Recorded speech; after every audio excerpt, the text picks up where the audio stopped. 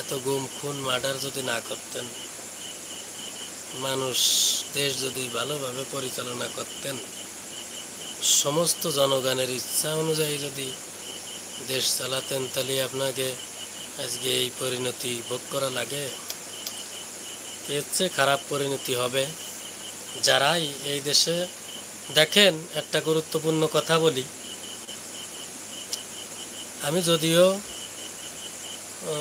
মায়ের পেঁয়াজ দিয়ে কোনো কথা বলি না, আমি সোজা সাপটা সত্যি কথা বলতে পছন্দ করি। যদিও আমি বিএনপির সমর্থন বা কর্মী, ছোটোখাটো কর্মী। তো দেখেন, এই দেশের থেকে, এই দেশ না, সারা পৃথিবীর সমস্ত দেশের আজকে বাংলাদেশের যে কোনো মুহূর্তে যে কোনো দল বিলুপ্ত হয়ে যাবে, ধ্বংস হয়ে যাবে, শেষ হয়ে যাবে। যে কোনো দল, আওয়ামী লীগ বলেন, বিএনপি বলেন, জামাত বলেন, জাতীয় পার্টি বলেন। একসময় জাতীয় পার্টি বড় দল ছিল, আস্তে আস্তে কিন্তু শেষ হয়ে গেছে। তো এই দেশেতে একসময় হয়তো এমন হতে পারে একটা দল ধ্বংস হয়ে গেছে বা নির্মূল হয়ে গেছে, আবার আরও 5টা দল অন্তর্ভুক্ত হয়েছে, আরও 5টা দল অ্যাড হয়েছে, রাজনৈতিক সংগঠন যুক্ত হয়েছে। তো একটা দল শেষ হয়ে যাবে, ছাত্র সংগঠন, ছাত্র এই দেশের তো কোনোদিনও শেষ হবে না।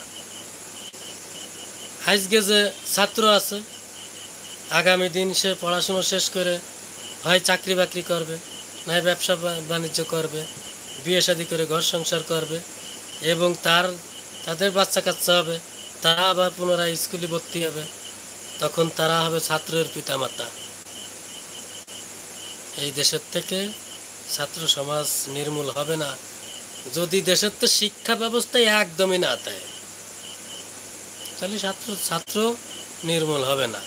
তো এই যে আওয়ামী লীগের যে চরম শিক্ষা, বৈষম্য বিরোধী ছাত্র আন্দোলনের মাধ্যমে আমাদের এই দেশের সোনার ছেলেরা, ছাত্ররা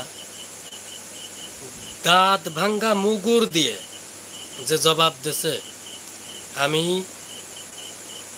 প্রত্যেকটি রাজনৈতিক দলকে আহ্বান জানাবো যে অন্ততপক্ষে এখন থেকে এই বিপ্লব দেখে, অবশ্য আমরাও সামিল হয়েছিলাম এই যুদ্ধে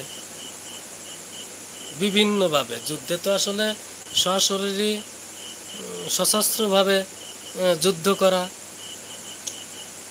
এক জিনিস, মন দিয়ে সমর্থন করা আর এক জিনিস, অর্থ দিয়ে সহযোগিতা করা ভিন্ন জিনিস, শক্তি যোগানো অন্য জিনিস, যোদ্ধাকে মাল বহন করা সেও একজন যোদ্ধা।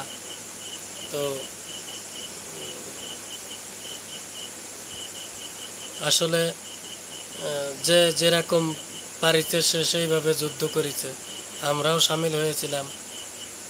তো প্রত্যেক রাজনৈতিক সংগঠন, রাজনৈতিক দলের ঊর্ধ্বতন পর্যায়ের যারা আছেন, সেটা আমার দল বিএনপি হোক, জামাত হোক, জাতীয় পার্টি হোক, জাসদ হোক, যেই হোক, এই বিপ্লব থেকে আমাদেরকে প্রত্যেকের শিক্ষা গ্রহণ করা উচিত।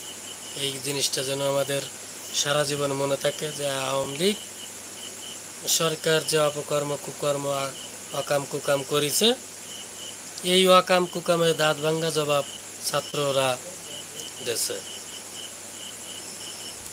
তো অন্য দল ক্ষমতায় এসে তাকে কিছু কবে না, এইটা যদি কেউ ভাবে, তাহলে তার চিন্তা ভাবনা সম্পূর্ণ ভুল হবে। এর থেকে শিক্ষা গ্রহণ করেই চলা উচিত বলে আমি মনে করি।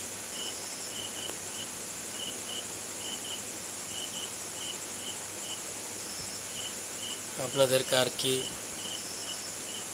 মতামত জানি না। আপনাদের যদি অন্য কোনো মতামত থাকে তো আমাকে বলতে পারেন।